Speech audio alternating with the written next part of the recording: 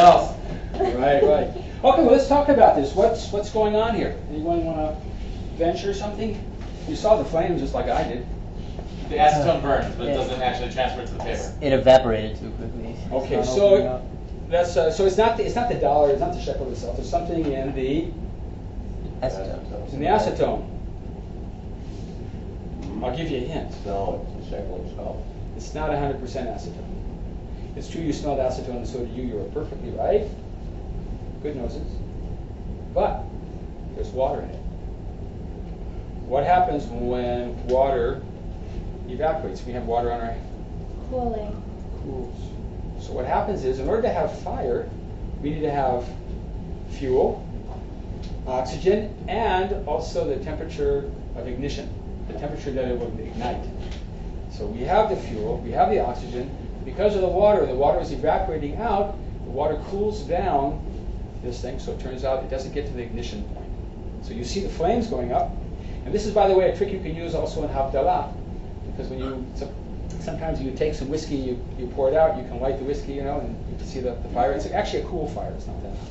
So that's the story with this. How about the story with the Café Afuch? What is really going on here? Of course. Okay. You all know that when you go around the bend, right? You're driving with your girlfriend or your date, whatever, and you make a quick turn. If you plan it just right, let's see, you want to turn to the right. It depends if you're driving in England or in America. But you can do it just such. So all of a sudden, she just leans over a little bit. Why is that? Because we have centrifugal force, and that's what this is.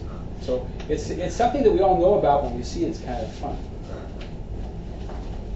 It's kind of unusual. All right, what does this all have to do? Why did I start off with this? Actually, there's a reason I started off with this. You see that we're interested. There's something interactive about this stuff that wants us to learn out more. So the idea of discrepant events, the idea that we're doing something we don't know about, the idea that there's something that is interesting to me is a starting point. It's the ignition. It's like that little match. And what I want to tell you about tonight is about something that I've developed in Israel called project-based learning in science and technology. It's a technique that is not my invention, but I've adapted it to Israel. It's used in middle schools all over the country. I want to tell you about a couple of times when we've used it. I just had a very successful year in Kalanskwa, which was it's an Arab village where we had 7 schools that were involved in that. We have some pictures from that.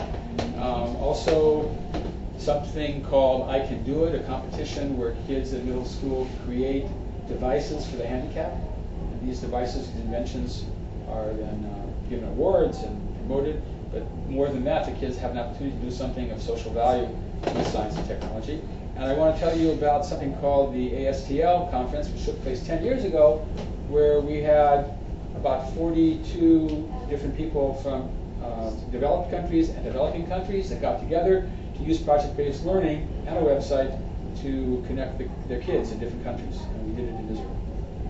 And after that, I want to talk about the principles behind it, and then tell you a little bit about science education in general. What's the background, what goes on in this country for those who are interested, and then maybe to use some of the techniques that I'll discuss on your projects. I have an interactive session where you can tell me, or you can tell yourself, maybe we're going to kind of have small groups for a few minutes, about the kinds of issues that you're dealing with. Because what we really do is we train teachers to work with kids to do projects.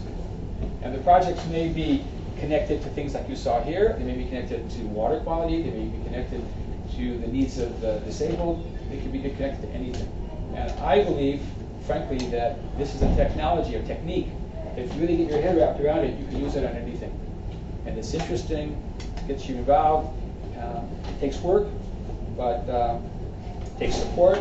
But we'll talk about those issues later. So that's in a way what I want to frame this. Unfortunately, CD is not working on 3 computers, so. Okay, so you know what? I have another idea. I have sent this to myself. Do we have a? Yes, we can log you in very So maybe we'll take a little break. I'll try to check. I have it on our website.